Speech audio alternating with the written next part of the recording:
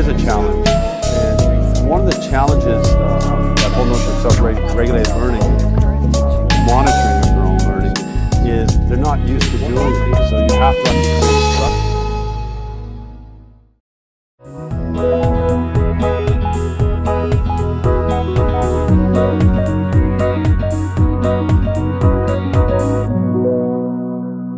Assalamu alaikum and welcome to the interview of the month.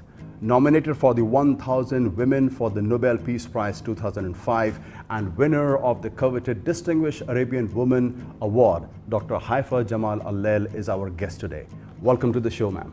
Thank you very much. Thank you for your time. President of the Effat University and the winner of the award for outstanding contribution to education, Dr. Haifa is going to talk about a pertinent topic, engaging the digital generation. So the very first question, ma'am, the educators and marketers are scratching their heads trying to decipher how to engage this digital generation that loves speed, that loves to stay connected. They have Facebook, Twitter, MySpace, Second Life, and so on. So how do we really engage this devoted citizen of the internet world, the netizen? As I spoke to all this faculty and students here, and see, it's very important really to make the educator or encourage the educator to look at the technology as really the vehicle and the mean really to engage on and motivate students. As you said, Facebook, Twitter, and all these kind of social media, plus the different kind of technology available now, makes really the traditional classroom is not welcoming our new students, the students of the 21st century. Of the university of the 21st century. So I think technology is important from all aspects, and get familiar with it. It's important than really just only to ignore it or you go to the state of denial. Do you think the abundance of the new media channels is making the task all the more challenging to engage the digital generation? Because Facebook reported a decline of 11 million young users because they shifted to newer alternatives like Instagram and Vine and a whole lot of all these, Tumblr. And so what are you doing to keep pace with the technology at Effat University? One of the features of the 21st century is the speed and change. So the change is really it's in a speed of light. And as you said, today is Facebook, tomorrow is Twitter, the next day or the future will be different things. So the important thing is that to equip the students with the ability really to use technologies all the time, with different kind of information literacy, you update these courses all the time. But at the same time, I don't want really the educator to really throw away the traditional kind of teaching methodology. So the blend of both makes a big difference really for the university in the 21st century. Barack Obama used Facebook to win the election in 2008.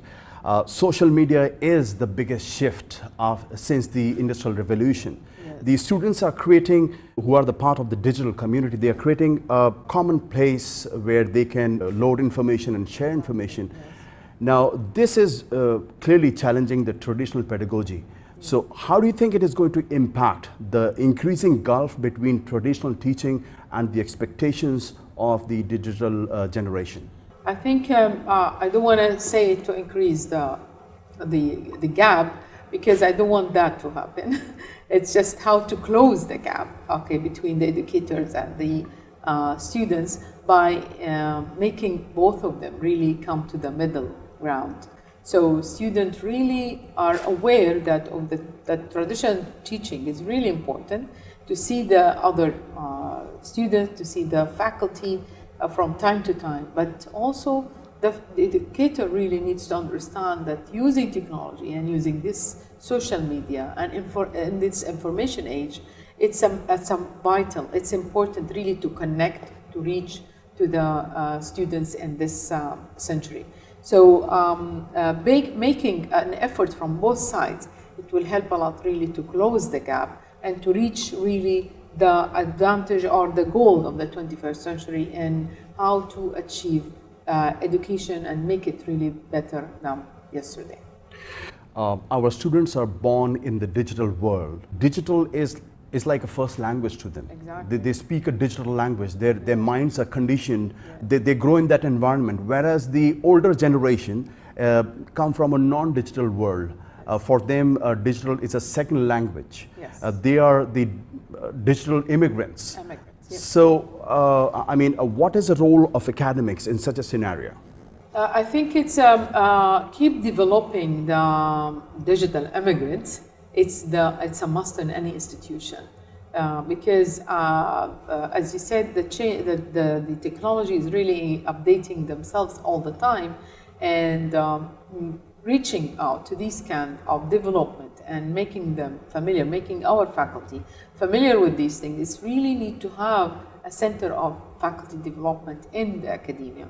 So in order really to keep up with this kind of changes, and honestly, it's important also to the institution really to bear the cost of developing and integrating the technology, but more than this, give incentives to the faculty really of how to encourage them to use the technology all the time. Thank you so much for your time, Dr. Haifa. It's been great talking to you, and thank you for being on Interview of the Month. Thank you very much. It's an honor to be here, and I'm really glad and look forward for really more interviews. Thank you so much. Thank you very much. Thank you.